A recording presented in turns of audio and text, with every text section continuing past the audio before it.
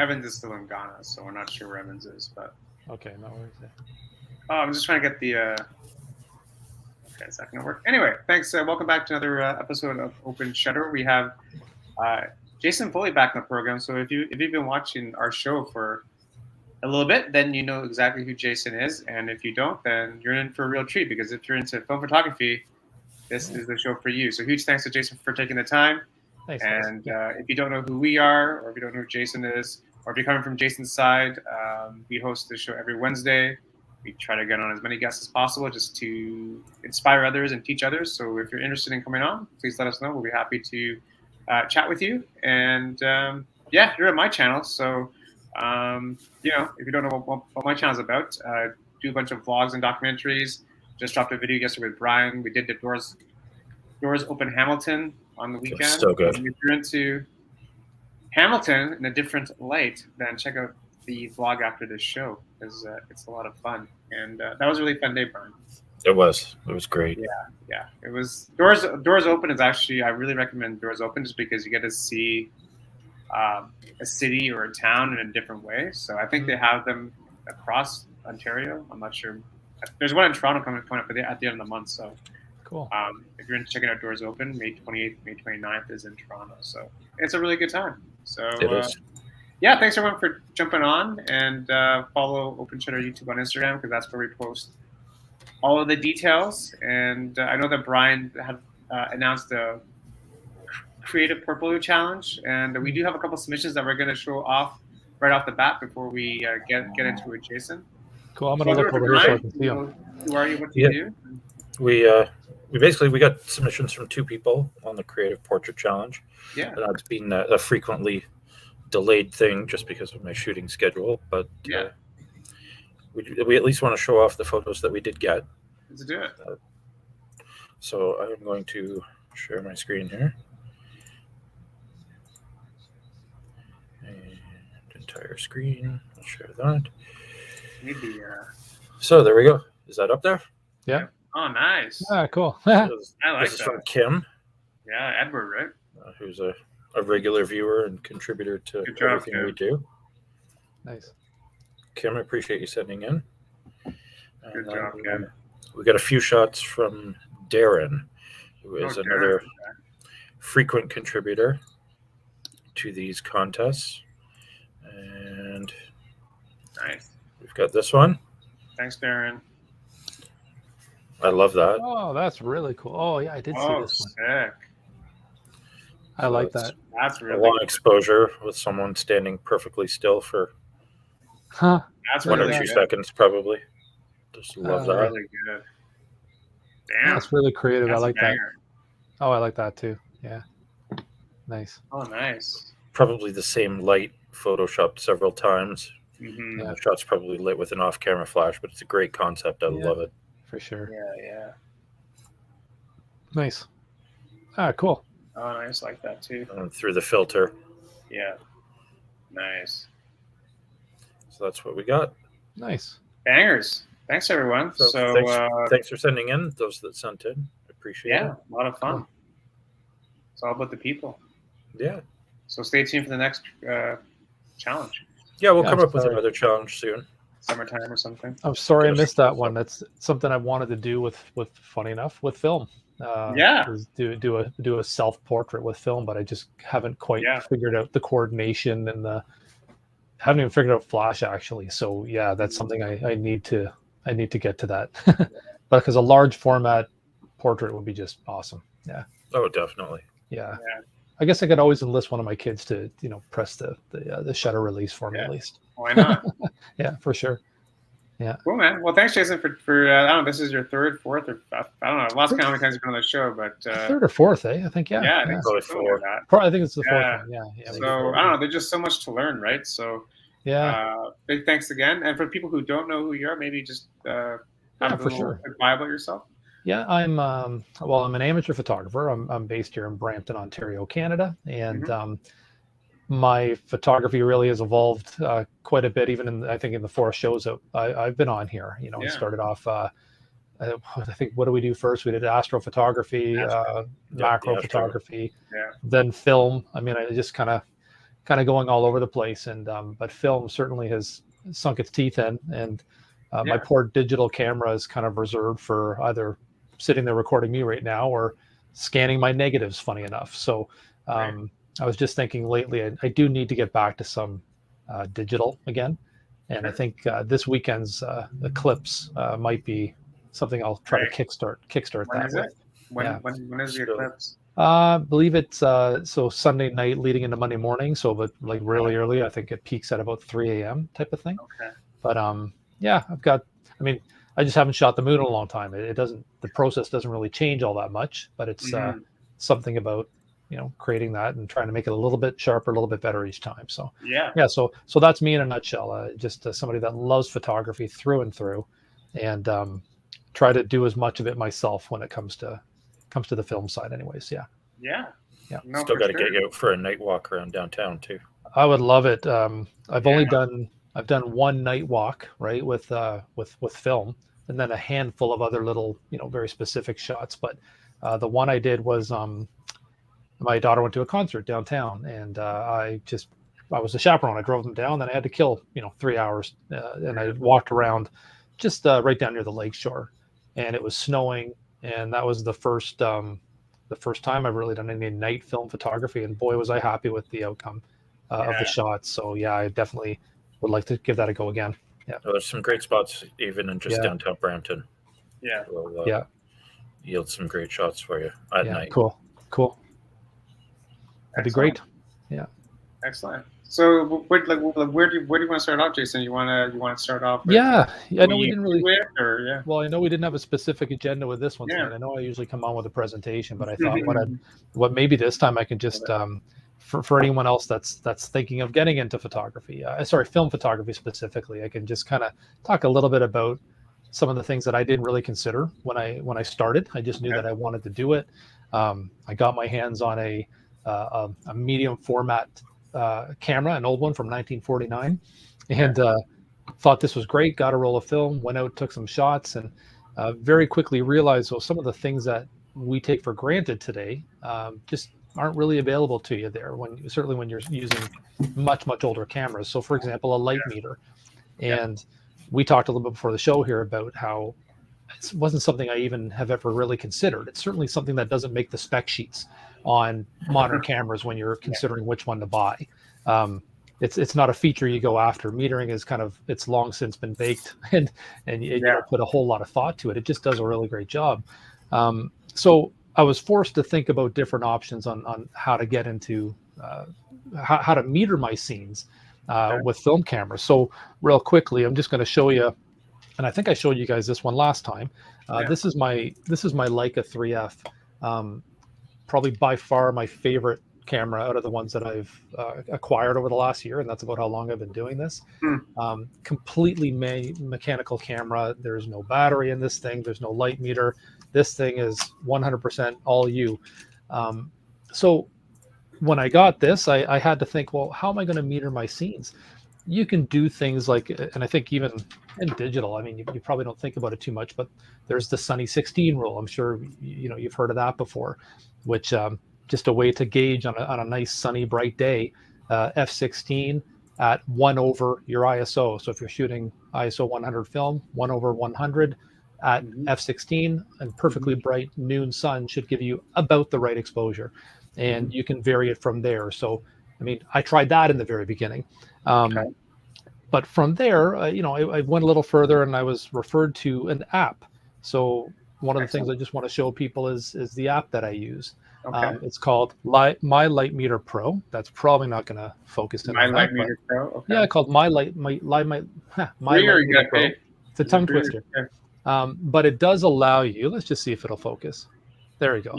So it'll actually allow you to dial in your aperture and let's say your ISO, and then it'll tell me the proper shutter speed to use. Or I could decide that I want to have a shutter priority. I'll dial in the shutter in the aperture, or in the ISO rather, and it will give me the appropriate aperture. So something like this, I don't know too many people that don't have a cell phone nowadays. So that means for just a few dollars, everybody can have a light meter in your pocket at all times. And This one here does a center weighted average meter, similar to what probably most of our modern cameras are set to most of the time, and it will do a decent job for you. Excellent. How much is that? That app, I want to say it was like $7.99 or something, or $5.99. Compared to the price of standalone light meters, you'll quickly realize that that's an absolute bargain. Yeah. And the fact that you already have it in your pocket is kind of a no-brainer. Now, going in order of age, I'll show you a few other ones that I've got. So this one here is a Sekonic light meter. This one, I want to say it's probably from the 60s. It's an incident light meter. So this reads the light falling on the subject. And of course, if you've done portrait photography, you know that you take that light meter with that dome and you hold it up in front of your subject, press your button, and that will give you a meter reading to use. That's exactly how this thing works. But again, it's completely mechanical in nature. So you'll dial in your ISO on this, press the center button. It'll give you a reading on a scale. You simply match that reading up with the dials on here, and it'll give me all the available shutter speed and aperture combinations that I can use to take that shot. Wow. Again, complete side discussion, I guess, but an incident meter like that, it has its use for sure if you can get in front of your subject. But what if your subject is at the other side of a field or in the landscape? So that'll kind of pivot to the next one, going chronologically here. This here is called a Pentex digital spot meter. And this one is also a reflective spot meter, but it works off of, I believe, a 1 degree. It's either a 1 degree or a 2 degree spot within that viewer that you're looking through. So I can hold that up and look at the landscape on the other side of a lake and take very accurate measurements off of specific parts, whether it be shadows or highlights. And using that, I can dial in a very, very specific exposure as well. And it works the same kind of way. You dial in your ISO on the top, you take a reading, you dial the reading in here, and then it will give me combinations of aperture and shutter speed. Interesting side note about this one, this is actually what Ansel Adams used. Ansel Adams, he used this exact brand of light meter. And if you've heard of the Ansel Adams zone system, many people who acquired this type of meter, there's another one that's slightly older than this one. They'll actually, if you ever find these used, you'll see a piece of paper on the top that's been taped on it, and it has little hash marks all the way along, and that essentially is defining the various zones in the zone system. And it all kind of goes hand in hand, and it's a whole other complicated discussion about how zones work. But I happen to be a real fan of a photographer named Nick Carver. And I don't know if you've heard of Nick Carver. He has a YouTube channel. He's also a photography teacher. He has online courses. And he's developed his own metering course as well. It's called the Precision Method to Manual Metering, I believe is what he calls it. PMM for short. And it's basically an adaptation of the Ansel Adams zone system. But what he does with his, what Nick does with his is he has a naming convention to each of the zones. So when it came to Ansel Adams, I believe it was simply zones 0 all the way through 10 on a scale. Nick has named his. So if I take a meter reading off of a shadow, I would decide that I want that shadow to be moderately dark. Just by definition, that's what I want it to be. Moderately dark happens to be about a -2.5 on the scale in Nick's system. I'm using Nick's system. So I would take the meter reading that I got, dial it over to about between 2 and 3. That means that's going to give me the exposure settings. It's I don't want to take away from Nick's course because I think everybody should take his course. But anybody doing film photography, it's brilliant. But Ansel Adams systems, the zone system's the same. Interesting. Yeah, and it with film, it's funny. The phone app is great for 35 mil. I tend to use that sort of thing for 35 millimeter. When you start getting into medium format and then certainly large format, where every sheet is several dollars, you want to nail it. film is fairly forgiving. Certain types of film are fairly forgiving if you happen to overexpose. Certainly more on the overexposure side, they tend to be more forgiving. Yeah. But still, you want to try to nail it if you can, right? Yeah. The next one in line, now I'm going to pivot to a little shout out to a Canadian company actually called Raveny Labs. And okay. They're located in, I want to say, Hanover, Ontario. Okay. Matt is the owner of Raveny Labs, and he's launched 2 successful Kickstarter campaigns now, where they actually created a 3D printed light meter specifically designed for film cameras. It really just, I guess he had a little bit of foresight there to know that this was an industry that was gaining some momentum. So the first one that I got from Raveny Labs was this one here, and you're probably hardly going to be able to even see this thing, but it's a little tiny 3D printed, looks like a cube. Yeah. And it actually has inside of it a little LED little display. That's cool.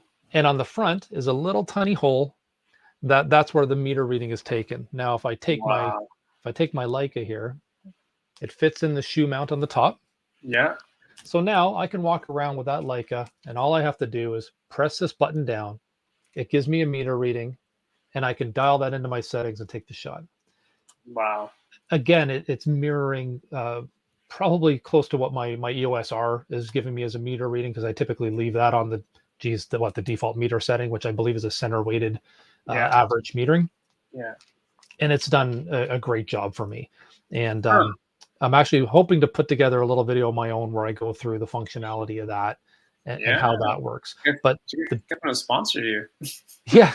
You know what? It's well, I'll come back to that in a second.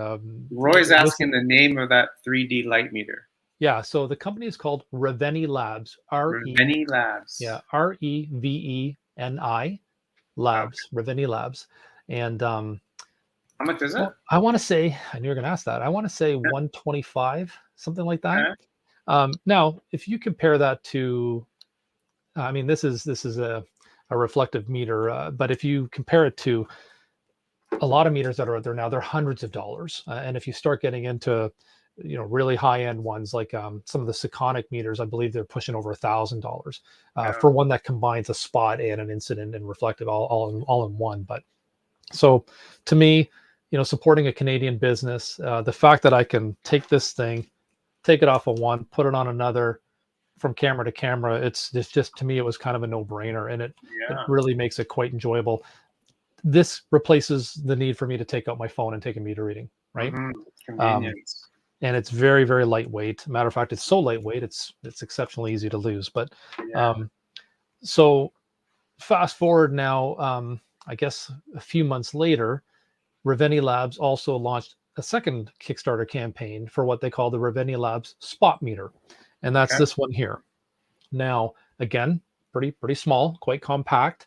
As a matter of fact, the original spot meter that comes is just the top part. The bottom part is actually an accessory that you can buy that holds 2 AAA batteries. Now, the main meter will run off of I want to say an LR. Oh, forgive me. It's like the larger watch battery, and sorry, is that right? No, it runs off of 2 LR44s, I believe, and those are the small watch batteries. Now, there were some concerns when they first released it about battery life, especially in cold weather. So Matt designed and released this. He hasn't released it yet. I'll explain why I have one, but it's a 3D printed battery holder, and this thing now increases, I think, the battery life by 20 times. Like, it's something I never even think about anymore. Now, and I should mention, they reached out to me because I had purchased both meters. Yeah, Matt reached out and he said, "Listen, I've created. Actually, I had ordered this, pre-ordered it, the battery holder." And he said, "Would you be willing to test a prototype if I sent you one?" That was really cool being involved. Cool, man! Congratulations! Yeah, that was kind of neat. So the first one, had a couple issues with it. I gave him some feedback, as I'm sure others did as well. This was kind of version 2.0, and then I think soon he's going to release the final. So But that's amazing. What an amazing story. His ability to design this stuff, and it's phenomenal. But I want to explain this meter really quickly for those that are watching that are into film photography and have used meters. This thing's really neat. So again, it's just like the other one in that it has a digital display, but the digital display, I don't know if that's going to come up. I'm going to try here. Let's see if it comes up. Yeah, there you go. Hey, you just barely see it inside of this thing here. That's not going to work, but maybe. Maybe. Bear with me. This is live television for you. There you go. Yeah. Well, anyways, it's in there. And this thing is neat. You don't actually look through this thing because the screen is in the back. You hold it up to one eye, and I'm looking at the screen with the one eye. The other eye, of course, is seeing directly ahead. And your mind superimposes the image inside of here over the view in front of you. So it looks like I'm literally looking through. And inside of that, there's a little reticle that, again, does the spot meter reading. Yeah. But the neat thing about this one, of course, is digital like the other one. I can dial in some exposure compensation, or once I have that meter reading, I can quickly say, okay, great, that's the setting I want to use. But what if I want to change my shutter speed or aperture? And it'll give me the relevant adjusted values to use. So this thing is awesome. And so this is kind of how I work. I use this one for the 35 mil, this one most of the time for my medium format. Wow. And then I go to this one for the large format just because I find it so cool. And I look pretty badass when I have it. You look. Didn't you say that the gentleman that shoots large format puts it in a holster? Who, Jerry? Yeah. I thought you said there's somebody that puts it in a holster. Well, Jerry. I mean, it looks like it. I mean, it looks like he's packing heat. Yeah. Pop pulls him over. It's like, what do you got in there? Yeah, so it's dual purpose, right? It works. Yeah. Oh no. Yeah. Good, so depending on the type of cameras that you get, now not all of them need. I should say, sorry, some vintage cameras actually have a light meter in them. I was gifted by a good friend, a Yashica Fx3. And that one, actually, I will grab it right here. This one, by the way, is a fantastic first camera. If you're able to pick up a Yashica Fx3, I think they're pretty reasonably priced on eBay. And but a solid camera. And it does, like I said, have a built-in meter. The meters on some of the older cameras are quite basic in that they will simply give you a scale, and it'll have a dot in the middle. So if the exposure settings that I've dialed in, and then I take a quick little press of the shutter button, a half press, if I have it all exposed correctly for the available light, it'll line up with that dot in the middle. If I'm overexposed, the arrow above it will be illuminated. If I'm underexposed, the arrow below will be illuminated.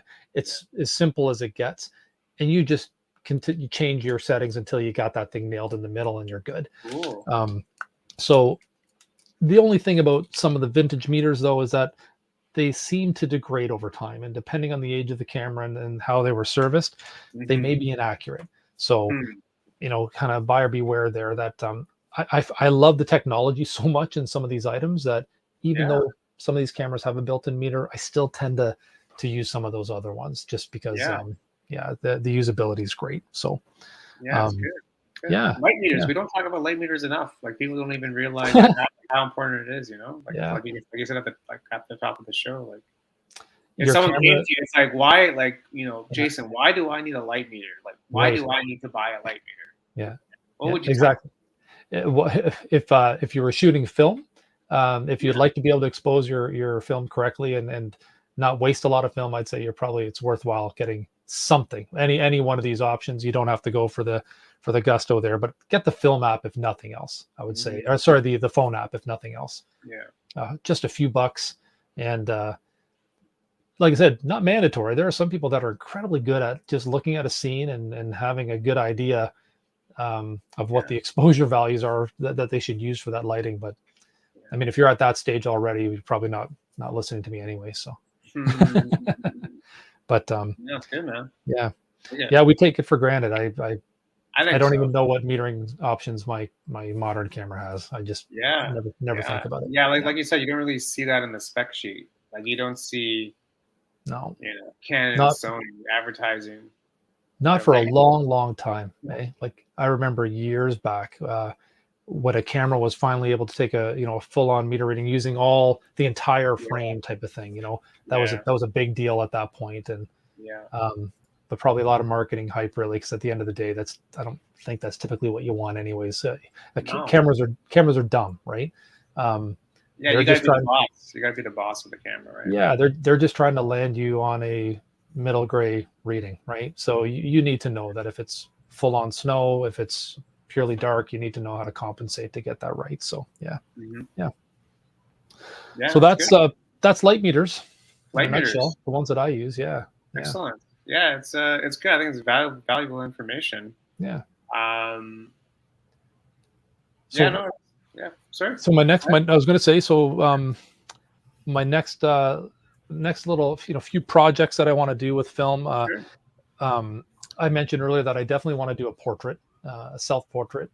A self-portrait with large format, with my large format camera, and use flash. All of these cameras that I've got, anyways, have a flash port on them, and I understand it's actually fairly straightforward to use flash on them, but it's something I haven't done. So that's something that I need to tackle. Yeah. And the other one, just to show off a little bit of gear here, that that I love macro, and all of the cameras that I've gotten to date, they have a pretty lengthy focusing distance. I certainly wouldn't say that I'm able to do macro with any of them until I got this one. This one's called a Mamiya C330, and it's a TLR, which is a twin lens reflex. And the way this type of camera works, you look down through the viewfinder on the top. That has a mirror that looks out through the top lens. So this is basically my composing window, composing lens. They actually call that the seeing lens. The lens below it is called the taking lens. So when the shutter opens up, of course, light comes straight in and hits the film at the back. So what's unique about this camera is that it actually has a built-in bellows system. So you can see that I'm extending that all the way out. And the further out I go with this, the closer I can focus to a subject. So I believe I can get down to about that close to an object. So I'm really excited to try macro on film. Man. Yeah, probably not going to be an insect or anything like that unless I can find an exceptionally cooperative one. But certainly going to try flowers or something like that. And this is a medium format camera, so it's 6x6 film. So the amount of detail that I'll capture with that will be phenomenal. Yeah. Oh man. Yeah. And maybe for people that are looking to buy these sorts of cameras, like where do you look for these types of cameras? Is it just simply on eBay, or do you have a site that you go to? So it's been a really kind of a cool combination. So I've been lucky to be gifted a few of them. Yeah. But eBay for sure. I purchased two that way. One was actually from Japan, and the other one, I'm trying to remember if the other one was actually an eBay listing or a Facebook Marketplace listing. But my Leica, a good friend tipped me off that one was available, and he happened to know the seller as well, so he helped me through that process. And actually, I want to tell that story just because it's a cool story. And I think Jim's watching. So Jim, are you watching, Jim? I'm forever grateful to Jim for this process, but I do love to share it because it's such a unique one in film camera acquisition. So I was certainly looking for a Leica. The 3F is one that I really, really wanted. Jim had told me so much about it. I was sold and convinced. But he actually messaged me overnight. I woke up one morning to a message from him, and it said that somebody that he knows actually had just listed a Leica 3F. And Jim offered to reach out, kind of if I was interested to, put a hold on the thing. And he even was able to go and visit the seller. The seller, because of knowing him, was willing to let him borrow the camera for a day, run a roll of film through the camera. And then Jim even developed the film so that we could identify any potential issues with the shutter, which is or any mechanics within it actually. But it did turn up a little bit of an issue with the shutter. So it really made me know what I was getting into and what type of repair costs I might be dealing with. It's kind of unheard of. It's unheard of, I think, in situations where you're buying online. And there's so many things that can be wrong with them. Unfortunately, there's a lot of things and I've learned the hard way a couple of times. But if you can buy one that's local, though, and I like to give a little shout out to Jim's on. Yeah, well, Jim, yeah, he's waving. He's waving. I love it. Shout out, awesome. Jim. I think he's watched every show, so he's awesome. You gotta come on the show one day, Jim. Yeah. Oh, it would be awesome to have him on. There's a store for those that are local in Georgetown called the Halton Camera Exchange. Okay. And the owner's name is Alex. And if you ever get to go there, first off, he has an amazing collection of vintage cameras in his store. Some for many for sale, but some actually just on display that he's acquired over the years. And an incredible collection, an incredibly knowledgeable guy. And I've purchased a few things through him. And what's great there is that you get to see it firsthand. You do start to learn after a while the type of things that you, and we can talk about that, some of the things that you want to look for. But being able to meet someone firsthand, test it out, put it through its paces a little bit, you'll at least eliminate a good percentage of the potential issues that you can it's important. It's important. Yeah. And he's and the other nice thing there is because he's a store, he's accountable. So if anything goes wrong at all, I actually did take one back to him where the shutter speeds weren't quite right. He made it right. So you might pay a little more that way as well, though, because you're paying their markup. But yeah, I'm on their site now. That's interesting. Yeah, and I don't think they list any of their inventory on there. He's been in business, I want to say, over 30 years. He's been around a long time. Wow. So, but anyways, if you're local to Georgetown and you're interested in film photography, I would certainly check out the Halton Camera Exchange. So if I can ask just really quickly, some of the things that you typically want to look for, and I don't know if the Leica is the best one. You know what? Give me one sec here. Sure. This one here, this is a Canon A1. Funny enough, this one does have a little bit of an issue, but typically the type of things right out of the gate, if you buy a camera that comes with a lens, the type of things you want to just check the motion of the focus rings, the aperture rings. These things with time, the lubricants that are in there can dry up and they can actually seize up. So that's where you might see a beautiful listing on eBay of a camera that looks pristine, because anybody can clean a camera. But functionally within it, you may not be able to see that through the listing. So obviously the motion of the lens, focus ring, the aperture ring. Okay. There's something inside the lens that you can kind of get. You always want to shine a flashlight in the lens, because believe it or not, fungus can start to grow inside of lenses. They can actually start to separate on the inside. I believe they call that balsam separation, I believe, on the inside of some of these older lenses. You've heard horror stories of lenses that are cracked or scratched, and eBay sellers, some of the reputable ones that have a ton of ratings, they know what to post pictures of. They will post pictures of all of those different things that you're looking for. The sad thing is you're putting a lot of faith that you're actually looking at the camera. Exactly. You do hear some interesting stories. So that's one of them. And then of course, when it comes to the mechanics, you want to be able to just see that it will advance the film, that all the dials seem to work correctly. You want to open it up and make sure that everything looks okay on the inside. Typically, some of these old cameras have cloth shutters. They're actually cloth across it. You can look at them to see, are there any pinholes in it? Is it torn?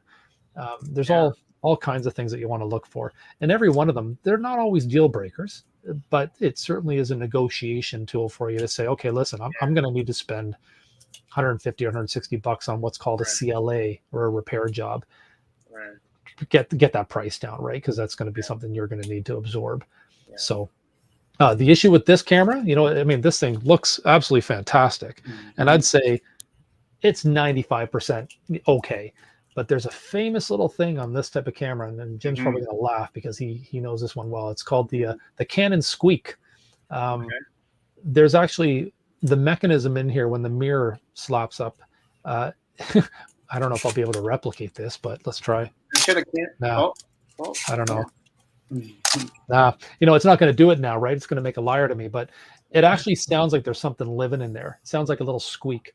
Like a hamster? Similar to a hamster, sure. And what ultimately is happening is, again, the lubricants have dried up. and it can start to affect shutter speeds. So, it's a minor annoyance in the beginning, but then when you start to see frames coming out dramatically underexposed, or then that's when it's time. And so I've kind of parked that one for now, and I may try to tackle it myself, the repair, just because I'm crazy. But if not, I'll send it off to somebody. There's a couple of good ones that we have here in Canada. So just because it looks nice, don't assume that it's working. Make sure. I mean, Downtown Camera is another great store. I know Vitaly works there, right? Yeah, Vitaly.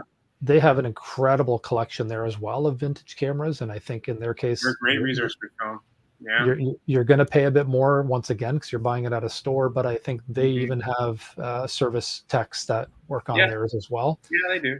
So you're gonna have somebody to fall back on if you have any kind of issues. So they're also a great resource for film too, right? So it's great. So and then I guess. So go ahead. Sure, go ahead. No, I'll just keep going, guys. So please, what are we gonna say? No, I was saying, like, is there a camera body that you're looking for now, or is there like a dream camera body that you have in mind that you want to? I have a rule right now. I'm not allowed to buy anymore. I'm up to 12 cameras, which it's funny when I talk to people though. That's actually not that much. I saw a guy up north in the weekend that he claimed to have over 300 cameras. Oh. But yet, when I showed him the one I had, it blew his mind. I had the Leica with me, so he clearly doesn't have any. You don't have this one. He admitted that a lot of them were just shelf cameras. Right. But I've really lusted after a Hasselblad, a 501 CM or a 500. It's similar to my Bronica, the modular camera. The only difference, it's purely mechanical. My Bronica is operated by a battery. Essentially, the shutter is triggered by the battery. So there are mechanics in there that could fail. The Hasselblad is just a purely manual. It went to the moon, for crying out loud. So it's it went to the moon. Yeah, that's a pretty good reference. It's a high bar. So definitely like to have one of those. And then Leicas, I absolutely love Leicas, but I don't know if you've ever seen the price of a modern Leica. Yeah, it's a couple bucks. We need to get them to sponsor this show, and then maybe they'll send us. At least to try them. We start small. We start small here, Jason. At least to try out, anyways. Yeah. So, there's so many really neat ones out there. The prices are starting to go up pretty aggressively now too. Yeah. So that's putting a little bit of a damper on things. I think I just snuck in there and got a couple before things are getting out of hand now. Yeah. And I guess for people that want to get into film photography, is there a model that they should look at that's like not terribly expensive? You know what? I keep going back to this one. I don't have a ton of experience with I have the Leica, I have this one here, the FX3, the Yashica. I do have a Pentex. It's called a Pentex ME Super. It's about the same size as this, but it has a built-in light meter. And it's funny, you change your shutter speeds by pressing buttons. They did this kind of weird, kind of hybrid. I think it was an early attempt at modernizing a camera, but you can get them relatively inexpensive. There's probably still quite a few out there you can get for less than $100. Okay. And something like this, I believe, depending on the condition, I think $100 to $200. Get something like that just to get started for sure. Yeah. And then, of course, you have to do the research. The thing I was going to pivot to was developing, right? It's part of this whole, it's part of this whole animal. And I chose to do it myself. I mentioned that last time. I like to develop the film myself, so that's a consideration. Where you're going to buy the chemicals, and you have to buy some supplies. Like, I've got lots of glass beakers for doing my measurements and stuff like that, But I find that a lot of fun. And Downtown Camera supplies the chemistry. There's also a few other stores, if you're willing to pay shipping here within Canada, that can supply the different chemicals. But there's also great services. If you happen to live in Toronto, Downtown Camera has great film developing prices. They're about half of anybody else. Yeah. And I think the reason being, I believe probably everybody else sends theirs to Downtown Camera. So if you happen to live in Toronto, you've got a great resource there that you can use for developing film. So you don't have to do it yourself. You don't have to. but it's fun. But it's fun, I guess, to do it yourself because it makes it more yours, I guess, in a way. Oh, for sure. Yeah. And it's dead easy. Like it's just not that difficult. It's not that daunting. No, not at all. No. For Color people that films. For people that missed the show last time, Jason went through his process. Yeah, spinning things and Oh, that's crazy. Yeah, that's great. Love it. I love it.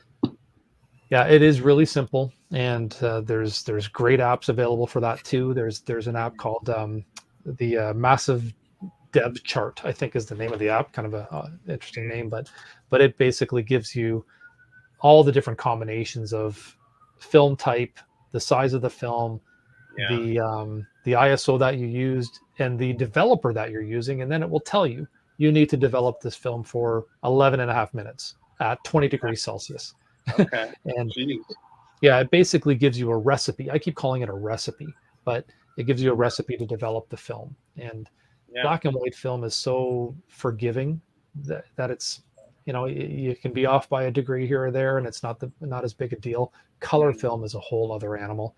And something I'll tell people just in case so that it doesn't happen to you what happened to me, but color chemistry doesn't last as long. The shelf life seems to be shorter than black and white film chemistry. And in the wintertime, I wasn't really taking any color photos. I was mainly shooting black and white. So I finally shot a roll of color about, a couple of weeks ago, pulled out the color chemistry that I bought last fall and tried to develop it. Well, that had long since expired. And that was a roll shot. So you typically get, by the manufacturer, they say about 6 weeks shelf life, I think, out of the film, the color chemistry. So you have to really think, okay, well, how much am I going to do in the next 6 weeks, and does it add up, right? So there's a lot of math involved there to figure that out. So you prefer black and white? Black and white, just the film's cheaper. There's lots of availability. Developing it is a little easier. I also find that the chemistry for black and white, I believe, is even a little bit cheaper than the color chemistry. And that black and white chemistry seems to last longer as well. The shelf life is longer. So I haven't had any issues with black and white chemistry whatsoever. It seems to be a little more robust. Yeah, for sure. Yeah. Interesting. But color, we're coming into summer, and I definitely have a few ideas of what I'd like to get. I want to get a great sunrise over our lake. I took some dock photos last year, and that I'd like to now replicate on large format film color. It's going to be a tough pill to swallow when I finally buy some color film, because I think, like Portra 400, which is a beautiful color film. If you get it as sheets, 4x5 sheets, I want to say it's about $10 a sheet. Wow. I make it count, man. You got to make it count, and you're quite often only buying boxes of. I think you can buy a box with like 10 sheets in it, like 10 sheets. You could do on some modern cameras, you can do that in 1 second, right? Hold the shutter down. So you really have to think through your steps. What about infrared, Jason? Oh yeah. I haven't tried it. I've been told that it's really interesting. There's only certain times of the year that you can really do it. I believe that's much more of a summer thing. It really does depend on the sun and its orientation in the sky, where it is, and everything else. I believe that's an important factor. But I haven't tried that. But apparently I've seen the results of it, and I think, forgive me, I don't know if it's infrared film that's actually relatively inexpensive. There's one that's dirt cheap, and it's a great thing to experiment with. And I hope I don't misguide people there, but I think that might be the one. Yeah, that'd be fun to try. The results are interesting. Jim's done some. I don't know if Jim can comment on that if I have that right, but yeah, it's they look really neat, eh? Yeah, the results are interesting for sure. Oh yeah, for sure. Yeah. Nice, man. Yeah. You're still using digital. Yeah. You're still using digital. I know that you said you're trying to find like a balance, right, between film and digital. So how do you find that balance, I guess? Well, it was such a dramatic transition, right? Like it was about roughly a year ago that I picked up that first film camera, and I just haven't looked back. And it's interesting because macro, macro to me will always be a digital type of photography, because just the very nature of it. I do a lot of focus stacking. I love insects, so when you have to take a lot of shots, and your number of keepers are a lot less than the number that you will delete at the end of the day. So that type of photography, and then certainly astrophotography, again, where I'm blending multiple images, that's certainly suited to digital. Although I'm determined to try this summer an astro photo with film as well. And I'm thinking that one through actually recently. I was thinking, okay, well, I could probably do a bit of a landscape photo. Same rules apply. If I'm take my focal length, use the 500 rule, how long of an exposure can I do before I'll start to see star trails? All the math is the same. It's just my medium's different.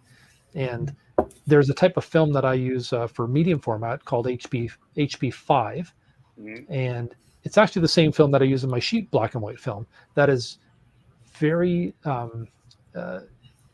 it can be pushed. Remember we talked last week, I think somebody asked the question about whether or not you can vary that ISO with film type of thing. And so the stock ISO on that film is ISO 400, but I understand you can push that to 1600 and 3200 very well.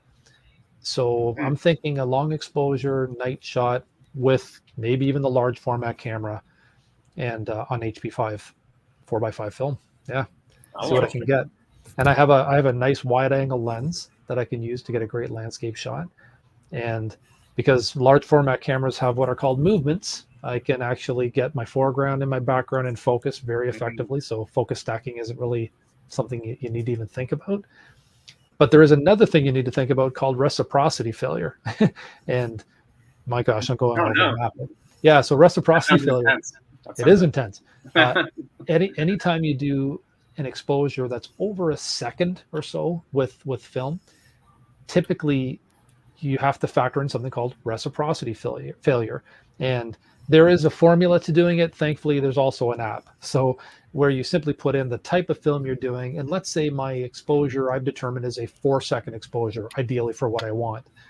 I may have to extend that to 8 seconds or 10 seconds because of the chemistry of the film.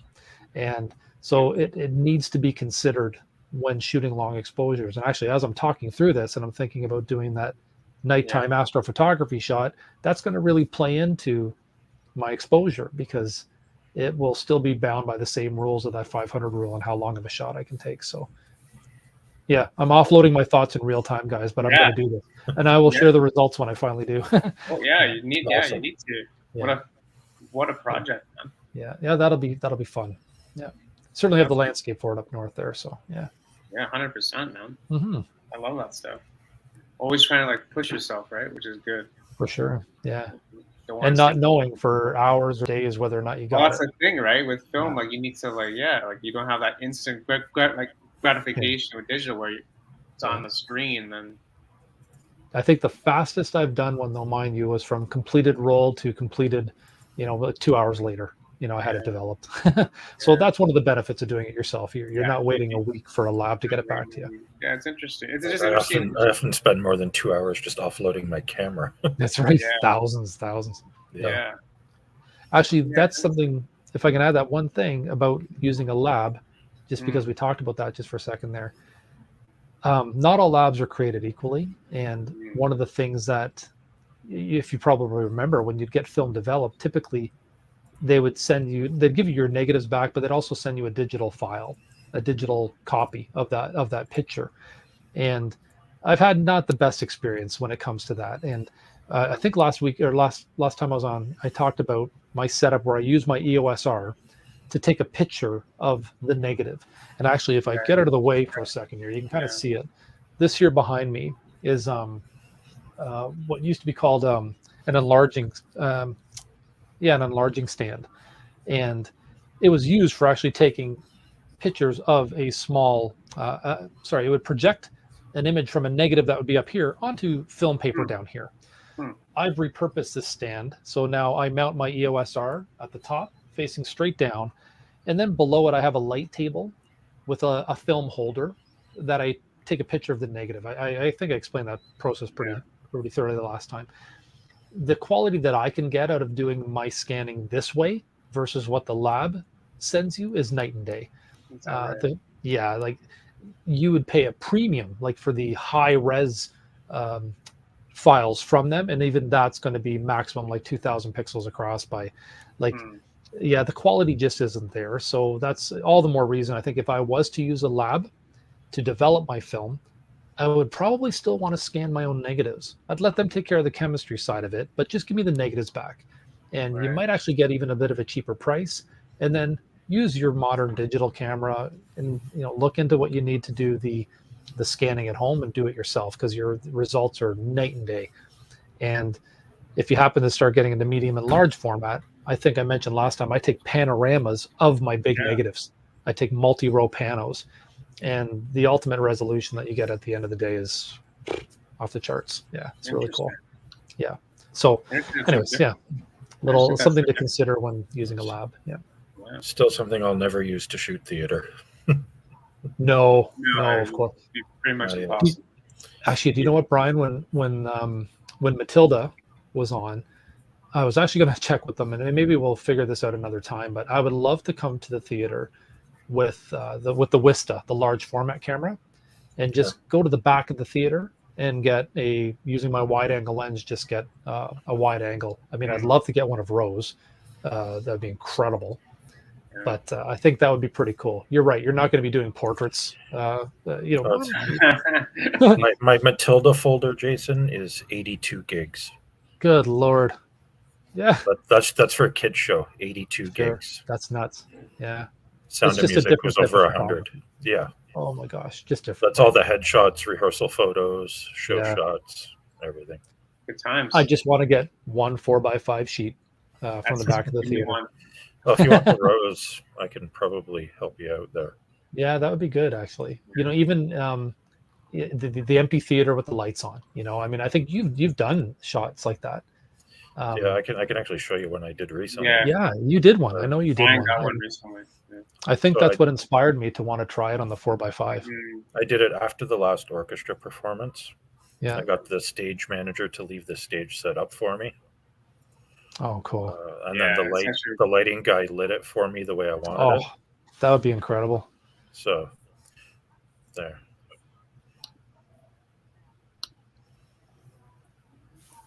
There you go. Nice. Steinway, right center stage. Is that smoke? Is that like, it looks like it's misty on the stage, or is that just the way? No, I think that's just the way it is. That's just the compression of the image. Yeah. Yeah. It's sharpening up now for me. Yeah. Yeah. It's like I have, there we go. Yeah. I have on large format out of the gate, it's already, the coverage is pretty incredible. And I have a 90 mil lens, which I want to say is the equivalent of like a 24 mil on a 35 on a full frame sensor. So that would absolutely get a pretty incredible wide angle shot. So yeah. Yeah, that was shot from the front row of the balcony. Hook Jason up, man. Hook me up, yeah. Yeah, that was with my 16 mil f1.4 lens. Shout out to the stage dude that did that. That's really great. Like, props. Yeah, we can talk offline, Jason. Yeah, that would be great if there's an opportunity to do that. I would be all over that. Yeah. Yeah. I'll bring you to an orchestra show as my assistant. There you go. Yeah, to get one in action would be pretty cool as well, to have people on stage but to have the set, how cool would that be? Yeah, just the set. Yeah. I don't want to upset anybody by having people in the shot, so I shot that specifically for the orchestra, but also for myself. Yeah, so sure. They love the photo. So yeah, nice. Yeah, we were talking about that before the show, weren't we, Paul? About people and portraits and stuff like that, and I was saying how I have a new rule now, where if I'm out with a film camera, first off, they're attention magnets. Some of these cameras, people just look at them, and then anybody that's curious enough, they'll come up and ask you about them, and I absolutely love engaging in that conversation. So my new rule is if somebody asks about a camera, I'm going to also ask them if I may take their portrait, because so far I'm batting 1,000. I haven't had anybody turn me down, and they've usually been quite pleased to let me do that. And it's so I connected with another gentleman this past weekend. It was lovely, and it's fun. Yeah.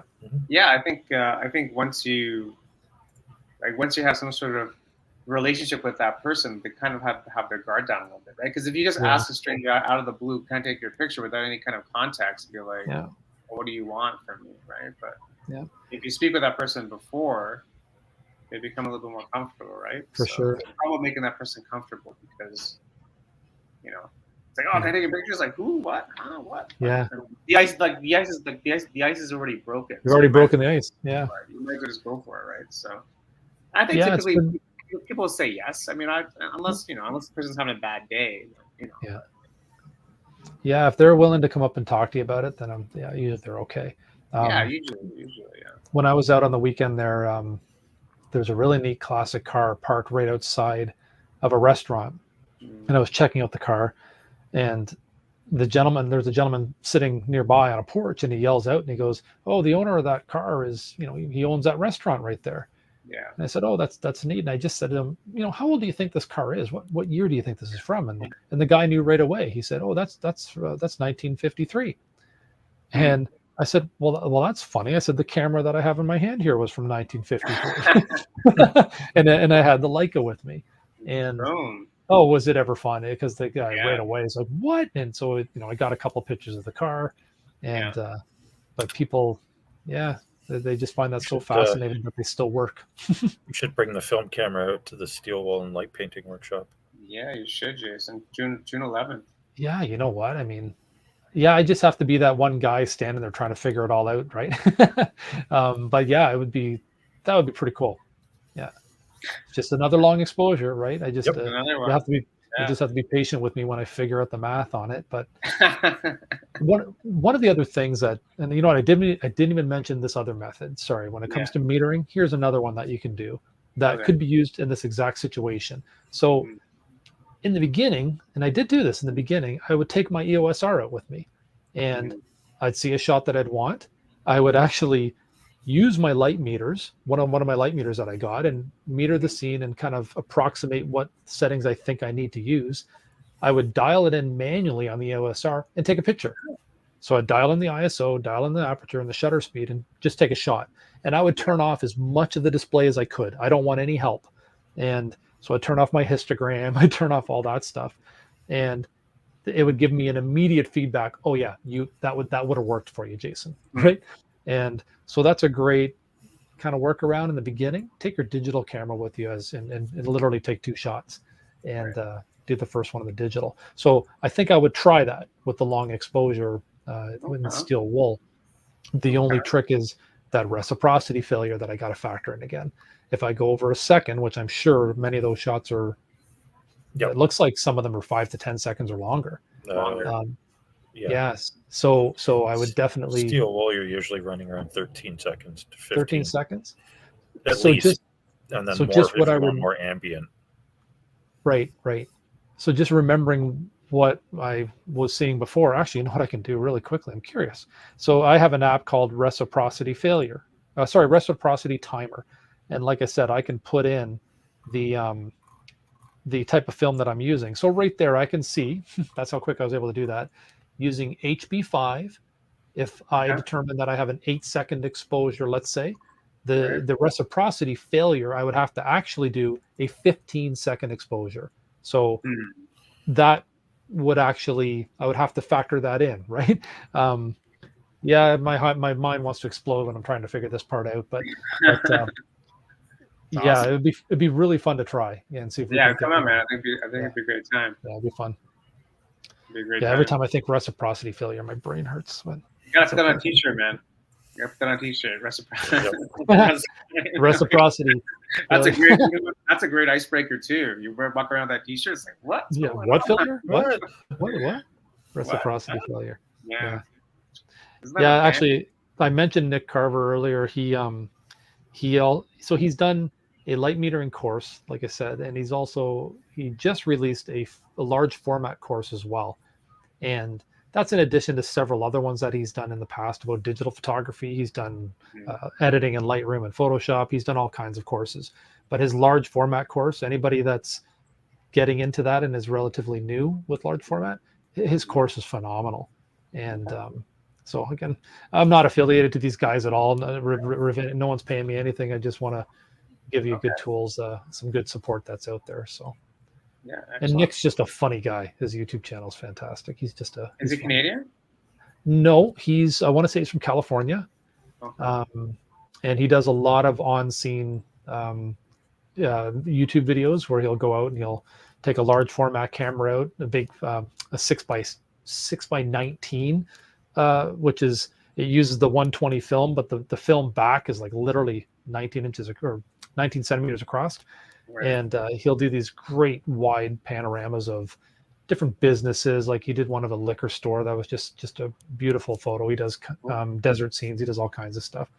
But I like he's very he makes mistakes and he just you learn from it. But there was a situation there where he bought a type of film called New 55, and it's basically like Polaroid film.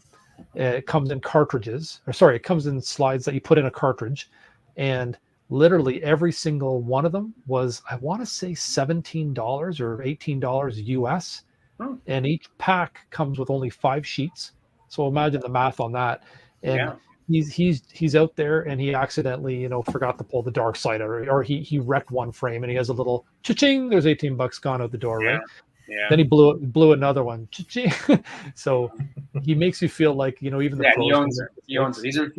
He's a real person. Yeah, exactly. And so nice. I certainly connect with that guy. So yeah, it's good. Yeah. Love that. Yeah. Man, I'm sure we can go on for hours, but I don't want to. I know. We're up against the hours, so. Are we? Yeah. Okay. So. We'll have you back on again, man. Because perfect. I think, thank you for letting me. Thank you for letting me ramble on about what I'm Jason, passionate about. Yeah, no, it's great, man. You know so much. So really appreciate you taking the time. Go follow Jason at JD Foley Photography, Critters to Cosmos on YouTube. Yeah. And Bryan, final thoughts? Go shoot film if that's what you want to do. We know that Bryan does not want to. I'm not a film guy at all. It's just not my thing. Yeah. But I appreciate it. It's just not going to be for me. But yeah, do it. Check out Paul on YouTube. Check out Jason on YouTube. Check out me on YouTube. Paul and I recently put up videos where we're in each other's videos. Sort of, mine's a short, his is a longer form. We're everywhere. But we had fun. Yeah, it's just good just to roam around. It's just, I mean, when you're out talking to cameras, it's good with someone else that actually talks to a camera too, because it makes it less weird. Yeah. Sure. That's exactly why I'm struggling to do on location stuff. It's being completely in control of it and holding that selfie cam up there, taking a picture of myself. I don't know. Well, but I'm going to give it a go.